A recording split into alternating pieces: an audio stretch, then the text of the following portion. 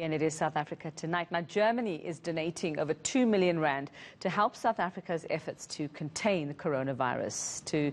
The money will be used on test kits. To tell us more is German Ambassador Martin Schäfer. He's in our Pretoria studios this evening. Ambassador, good evening to you, and thanks so much for your time. And I suppose thanks for the money as well. And I'm sure a little goes a long way. So I'm just wondering this evening, you've got so many cases of coronavirus back in Germany. From the last count, or the last report I saw, over 3,000 cases. Why give South Africa the money?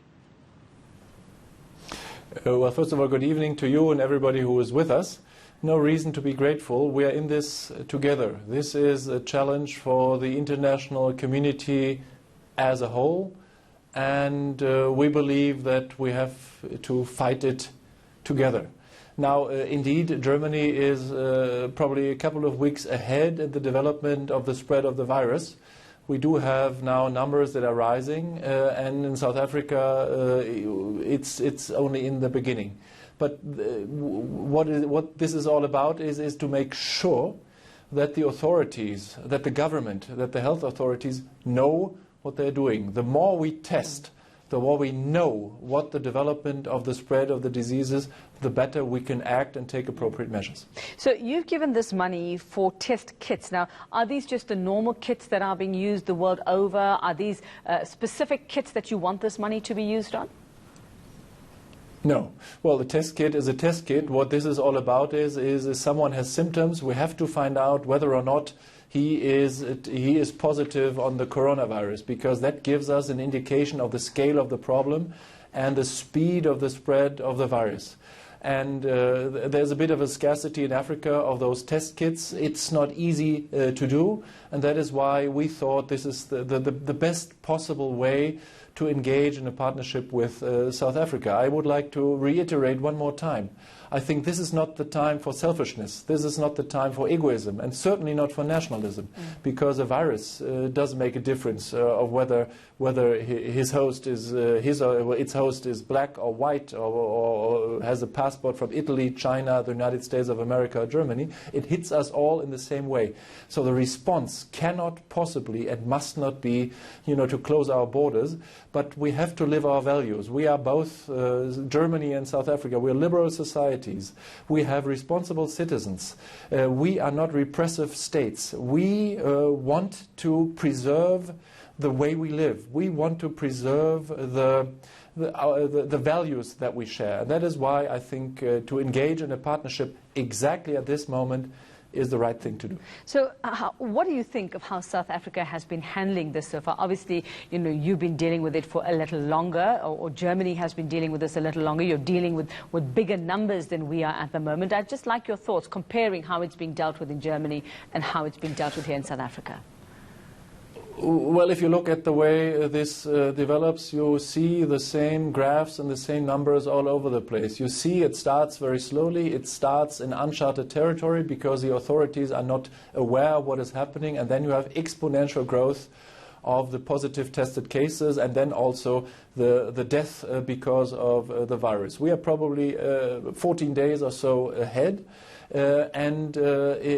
Indeed, we have all learned that there's only one way to decelerate, to put a brake on the spread, on the speed of the spread of the virus, and that is we have to engage in social distancing. We have to make sure that every single one takes his or her responsibility to play the game and to not be a carrier of the virus, even if he or she will not really become sick of it. Because there's risk involved, there's risks for elderly, there's risks for people with a lack of a proper immune system, and we don't know how this all will pan out in Africa. I mean, we know that the virus mostly attacks people beyond the age of 60, all with preconditions. Now, Africa, and certainly South Africa, is a continent of young people. Is that good? Does that mean that the mortality rate is not as high? We don't know. We simply don't know. And what we have to do now, I think, is share our experiences, learn from one another, and make sure that every citizen acts responsibly. And I think the test kit is a very big and important precondition for that. Now, we are yet to put in any bans on travel, any bans on large gatherings, and you would have heard our health minister is today concerned, especially with the Easter period coming up. We have large gatherings, people will be traveling over that time. What's Germany done with regard to these? And especially I'd like to know with travel and large gatherings and schools as well. Well, the judgment and the public judgment of the German government and of the European Union, for that matter, on decisions being taken by the United States of America, by President Trump, have been very clear. We believe that that a broad ban on traveling for everyone from a certain region is certainly not the right kind of appropriate measure, because we have the virus in the country. South Africa has the virus in the country.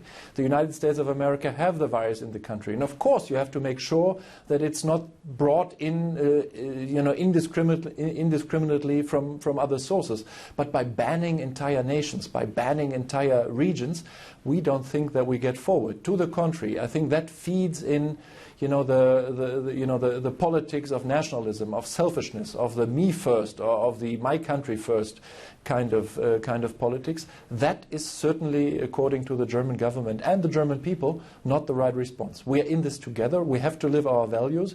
We have to help one another. We have to help the weakest. And I'm not saying South Africa is the weakest. To the contrary, the world has a lot to learn from South Africa, because there's no country in the world that has such a big and successful kind of operation to properly treat more than 5 million South Africans who have caught the HIV virus and who are under drugs, antiretroviral drugs, and that is quite a successful operation. And I think not only Germany but the world can learn something from South Africa. How are you doing that, and why, and how, and what are the reasons why you are successful here and there, and why there's problems in other parts. I hear what you're saying about total bans on travel from and to certain countries, but there is a degree of vulnerability at the moment. People are feeling unsure. It's, we're not sure about this unseen enemy. It fools us. We travel, we come back, we get tested, everyone seems fine, and then 2 weeks later we find somebody sick. That's how it seems to be growing at the moment. Do you not think just a temporary ban might just make people and just quell the situation a little bit? Well, I do believe that neither South Africa, nor Germany, nor many other countries who cherish our values of liberal societies can do what others have done. To have a total shutdown for 3 months, people not leaving their apartments, people being prohibited from roaming around in the cities, I think that is something that we must acknowledge. That is not possible in our societies.